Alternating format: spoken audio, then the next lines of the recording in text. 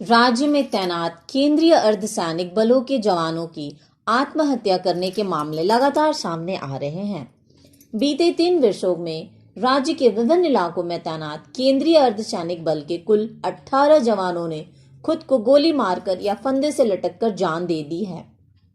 जवानों की आत्महत्या के पीछे घरेलू समस्या, बीमारी, वित्तीय समस्या और मानसिक तनाव की बातें सामने आई हैं। तो आइए देखते हैं अब तक कहां-कहां और किन-किन जवानों ने की आत्महत्या, जिसमें से अभी हाल ही में 27 दिसंबर को रांची के खलारी थाना क्षेत्र के एनके एरिया स्थित सीआईएसएफ के कैंप के एक जवान बीएन वर्मा ने खुद को गोली मारकर आत्महत्या कर ली और 26 दिसंबर को बोकारो जिले के रहावन कैंप में सीआरपीएफ 26 बटालियन के एक जवान ने सर्विस राइफल से गोली मारकर आत्महत्या कर ली।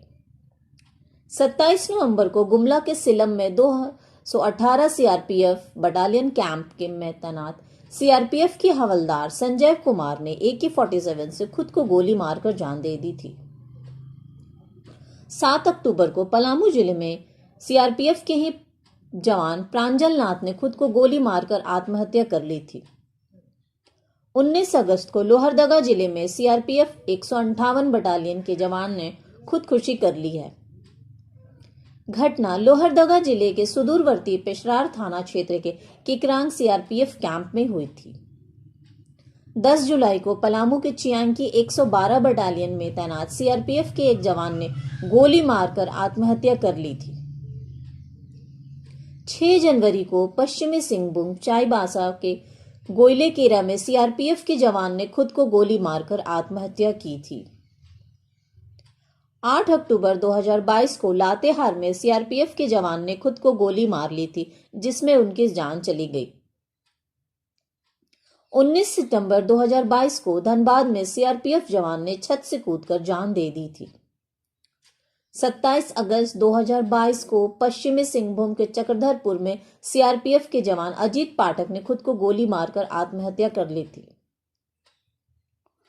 26 मई 2022 को गिरिडीह पंचायत चुनाव की ड्यूटी में बगोदर आए एसएसबी सशस्त्र सीमा बल के जवान ने गोली मारकर आत्महत्या कर ली थी। 8 फरवरी 2022 को धनबाद के चासनाला निवासी सीआईएसएफ के जवान सारथी नंदन झा ने खुदकुशी की थी। 31 दिसंबर 2021 को लोहरदगा के चैनपुर पिकेट में तैनात सीआरपीएफ के जवान दिलीप कुमार ने खुद को गोली मारकर जान दे दी थी। 27 जुलाई 2021 को हजारीबाग जिले में मेरू में सीमा सुरक्षा बल के जवान कमलेश सिंह ने अपनी जीवन लीला समाप्त कर ली थी। 9 जुलाई 2021 को गिरिडीह के मधुबन में सीआरपीएफ के जवान रतन दास ने गोली मारकर आत्महत्या कर ली थी। 8 जून 2021 को चतरा जिले के सिमरिया थाना क्षेत्र के बेलगड़ा कोरोना आइसोलेशन सेंटर में सीआरपीएफ 190वीं बटालियन के एक जवान ने पहले अपने साथी को और फिर खुद को गोली मार ली थी। 31 मई 2021 को हजारीबाग में बीएसएफ के एक जवान ने खुदकुशी की थी। 26 फरवरी 2021 को गुमला में सीआरपीएफ जवान ने अपनी ही राइफल से खुद को गोली मारकर की आत्महत्या। इसके कारण जो भी हो, पर यह देश और समाज के लिए बहुत ही बड़ी बात है। इस तरह से जवानों की आत्महत्या से देश और समाज एक अच्छे जवान तो खो ही रहा है, साथ में इससे उन युवकों का मनोबल भी कहीं ना कहीं कमजोर हो रहा है, जो केंद्रीय बल में अपनी सेवा देने की इच्छा रखते हैं। इस तरह की घटनाओं पर सरकार को भी सभी केंद्रीय व राज्य के सुरक्षा बलों के लिए सजगता दिखाते हुए कुछ ऐसी व्यवस्था करनी चाहिए जिसमें जवानों की आत्महत्या जैसी वारदात को रोका जा सके। प्रशांत सर, इस पर जब हमने मनोरोग विशेष प्रभात कुमार से बात किया तो उन्होंने बताया कि मतलब आत्महत्याएं कर रहे हैं। कुछ प्रशासन डिपार्टमेंट के भी लोग हैं, कुछ ऐसे भी बाहर के भी लोग हैं। तो इसका मुख्य कारण क्या हो सकता है और क्यों ऐसा मतलब लोग कर लेते हैं? इस पर थोड़ा सा प्रकाश डालिए। देखिए, आत्महत्या जब भी कोई व्यक्ति करता है तो वो बहुत ज़्यादा नाउम्मीद हो चुका होता है। वो आत्महत्या एक्चुअली में जीवन खत्म करने की चाह नहीं होती है। आत्महत्या करने का मतलब है कि मैं अब जिंदगी जीने की चाह खत्म होना हो। जिंदगी खत्म करने की चाह नहीं, जिंदगी जीने की चाह का खत्म होना हुआ।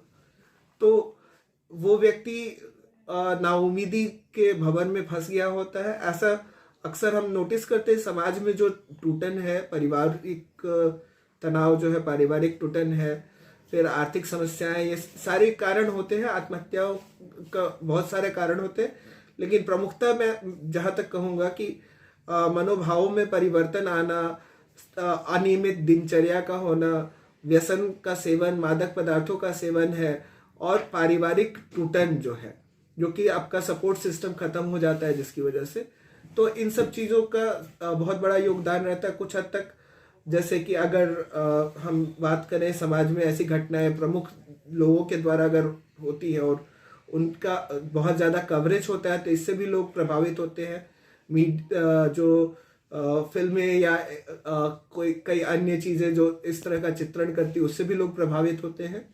तो इन सब चीज़ों में अगर हम ये बता सके कि जो भी व्यक्ति, जैसे अगर उसे बार बार गुस्सा आ रहा है, गुस्से में आपा खो बैठ रहा है, या किसी से बदला लेने की बार बार बात कर रहा है, या फिर अगर वो कहता है कि मैं बहुत निराश हूँ, ज़िंदगी बहुत बोझिल हो चुकी है, किसी क्रॉनिक बीमारी से ग्रसित है, या किसी आर्थिक तंगी या ऐसा से गुजर रहा है, और वो अचानक से बातचीत करना बंद कर दिया है, या बहुत ज़्यादा गुस्से में आपा खो बैठ रहा है, या पहले मादक पदार्थों का सेवन नहीं करता था, अचानक से सेवन करने लगा, या ज़्यादा सेवन कर रहा है, और अपनी चीज़ें लोगों को बांटने की या ऐसी बातें कर रहा है, तो हमें सतर्क हो जाना चाहिए कि ऐसे व्यक्ति के मनोभाव में इस तरह का परिवर्तन हो रहा है।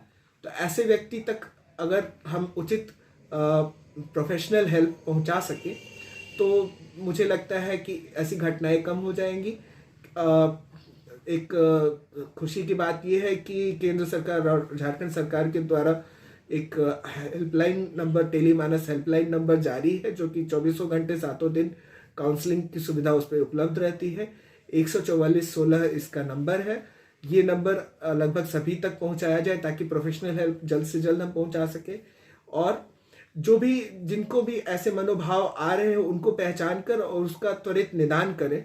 सामाजिक रूप से हम एक जुड़ाव की प्रक्रिया चालू करें। लोग वर्चुअल वर्ल्ड की जगह रियल वर्ल्ड में रहें, आसपास क्या हो रहा है लोगों से बातचीत करें, और ऐसे व्यक्ति को मुखर होने के लिए सलाह दी जाए कि लोग अपनी समस्याओं के बारे में बात करें, तो इन घटनाओं पे अंकुश लग सकेगा। क्योंकि जो लोग सुरक्षा में, मतलब लोगों की सुरक्षा का जिम्मेवारी जिनके सर पर है, सिर पर है, वो लोग भी अगर इस तरीके से करेंगे तो मतलब इसका कैसा देखिए, एक रीज़न तो अगर हम बात करें तो हमारे यहाँ जो भी सिक्योरिटी फोर्सेज या सिक्योरिटीज में लगे हैं, उनकी जीवन को अगर आप देखिए तो बहुत ही तनावग्रस्त जीवन है उनका, बहुत ही ज़्यादा तनावग्रस्त जीवन है। तो और कई बार कुछ उनमें से कुछ लोग जो है मादक पदार्थों के सेवन में या व्यसन में लिप्त भी हो जाते हैं। तो वैसे लोगों को आइडेंटिफाई करके उनका प्रॉम्प्टली अगर इलाज किया जाए, उनको कुछ समय के लिए वैसे सब, जब तक वो डिस्टर्ब्ड है, उनको गन ड्यूटी से हटा लिया जाए, तो मुझे लगता है कि कुछ हद तक इस समस्या पे निदान हो सकेगा। और दूसरा, ऐसे व्यक्तियों को, मतलब जिनके व्यवहार में थोड़ा भी परिवर्तन आ रहा है, उसमें थोड़ा पहचान कर और एंगर मैनेजमेंट, योगा, इन सब चीज़ों की तरफ उनको मोड़ा जाए, तो मुझे लगता है कि इस तरह की घटनाओं पे थोड़ा सा अंकुश लग सकेगा। मतलब ड्यूटी का भी प्रेशर माना जा सकता है कि जी हाँ, आप देखिएगा तो ये उनके जीवन जो है बहुत कठिन होता है, बहुत तनावग्रस्त। वैसे लोगों को पहले जो रिक्रूटमेंट वगैरह होता है उसमें भी उनका काफ़ी ज़्यादा मतलब चेक करके ही लिया जाता है, लेकिन कई बार सिर्फ ड्यूटी ही नहीं कर सकते, क्योंकि वो तो ज्वाइन करते समय उनको मालूम है कि ड्यूटी का प्रेशर है। प्रॉब्लम क्या होता है कि जो पारिवारिक सपोर्ट और साथ में जब ये सारी घटनाएं जुड़ जाती हैं आपस में, जब सारी चीजें मिलती हैं, तभी इस तरह की घटना जन्म लेती है। कोई एक कारण आप चिन्हित नहीं कर सकते।